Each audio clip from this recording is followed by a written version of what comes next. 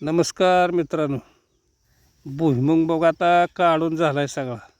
आठवडाभर झालं भुईमुग काढलेला. आता हे वाळल्याला याल पोरांना म्हटलं गोळा करून ढीक करा.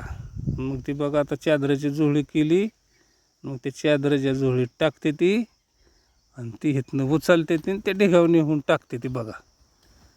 मग ह्यांना म्हटलं पटापटा कामं करा. पावसाचे दिवस आले तर मग आपल्याला ट्रॅक्टरनं फणून घ्यायचं आहे, सारं काढायचं आहे, गवारी टोपायची आहे ती. आणि मग पाऊस पडल्यावर कुठलीच कामं होणार नाही ती. म्हणून हे बघा गडबड चालली. आता पाऊस आमच्याकडं सुरूच होईल आता. म्हणून हे वाळल्याला याल गोळा करून टाकायचं काम चाललं आहे. तर आता पावसाच्या आत सगळी कामं होतेली आमची. आणि पाऊस बी इकडं आता सुरुवातच झाली याला.